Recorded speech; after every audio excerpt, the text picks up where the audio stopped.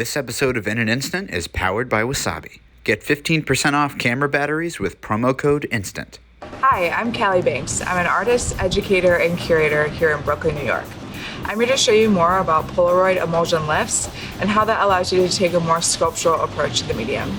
Let's get to it. The kind of photography that would become part of the human being. Press a button and have the picture. Let's start out with some instant film artists to reference. All of the images shown here are courtesy of the artist. I love the idea of breaking the mold of the predictable square or rectangular shape of photographs, which is why I'm drawn to these types of intervention in my own practice as well.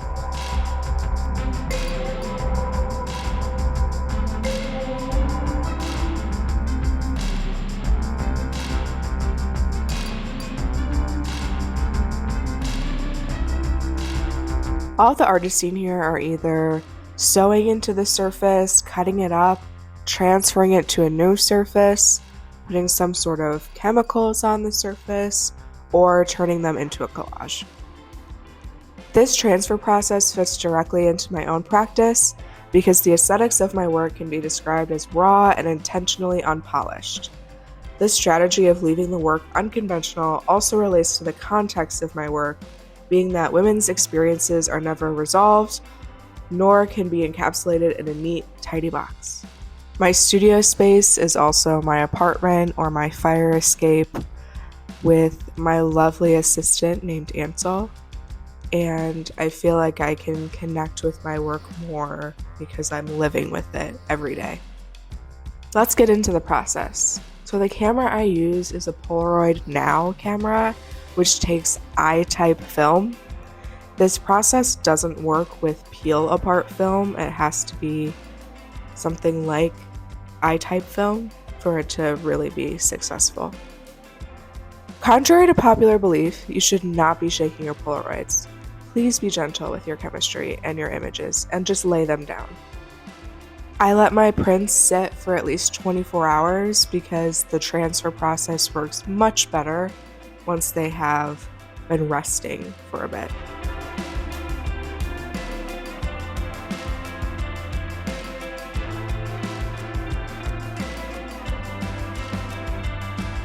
The first step in this process is to cut all of the borders off of your image. So you can then cut the image into a different shape if you want, but you just have to make sure all of the borders are off.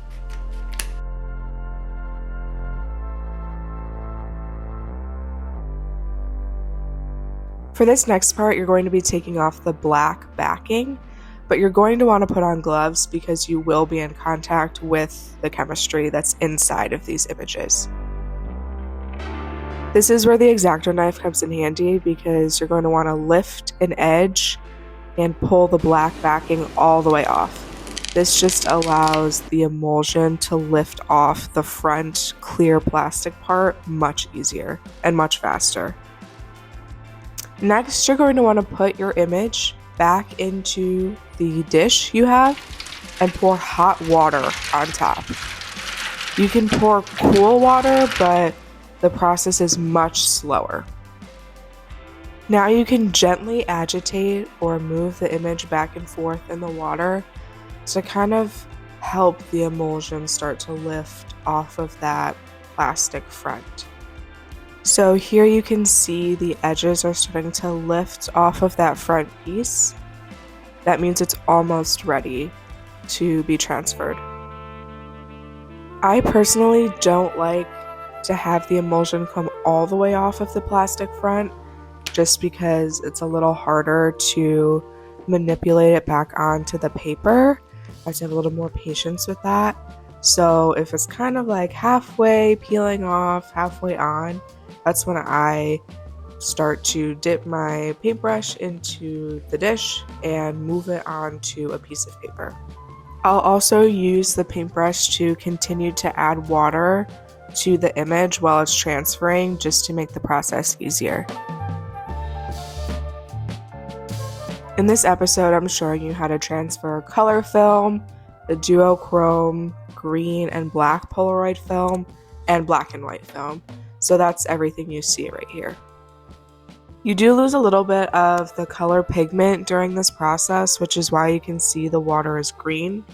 And you can also reuse water with each process. You don't have to get new water each time you want to do a transfer. This part for me is the hardest part, is lifting the clear plastic front off of your transfer. I've noticed with color film, it's the most difficult, and with the duochrome and the black and white, it's much easier. But you can take an X-Acto knife and start to peel a corner and slowly lift it off of your paper. And I will also use a paintbrush to continue to add water to make that transfer a little easier. Sometimes the front just slides right off, which is beautiful. And other times, some people will put their paper back into the water, into cool water, to help situate it, but I personally don't do that. You can always keep the front plastic on. I don't always like the look of that because it's very glossy. And now that it's off, you can start to manipulate the surface a little more with a wet paintbrush to kind of mold it into a new shape.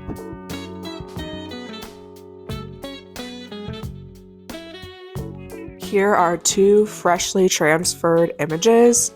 I will say the duochrome green film leaves a bit of this yellow residue around the image. If you're okay with that, awesome. Just something to look into. I will leave my prints for about 24 hours to dry, if not longer. But I will say after a while, the black and white film will kind of crumble or flake off, which does have a kind of a cool effect, but if you're not looking for that, it's just something to take note of.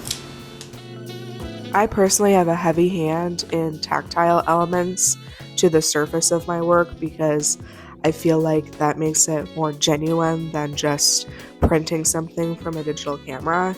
So I'll sew, bead, paint, cut, burn, or even put acid on the front of my images. Here I'm adding beadwork to my images so that combines sewing that I've done before and ties in my culture, my family, into my own work without being super blatant about it. So here you can just kind of see the process of beadwork, and it takes a lot of time and patience, which is something I've been working on. So that is just another way to tie in who I am into my own work. Along with not being super blatant about my identity, I use a lot of reds, blacks, and whites, which are all Lenape colors. So that is another way to kind of pull in who I am into the photographs I make. Historically in beadwork, some artists will have one offset bead or a bead of a different color, kind of like a signature to their work. And some people call that a spirit bead. So I chose this color blue because that is my grandfather's favorite color. So that appears in all of the beadwork I've been making. All right, so let's recap. First, you're going to cut off all the borders on your images. Then you're going to put gloves on and peel off the back. Then you're going to soak and agitate in water.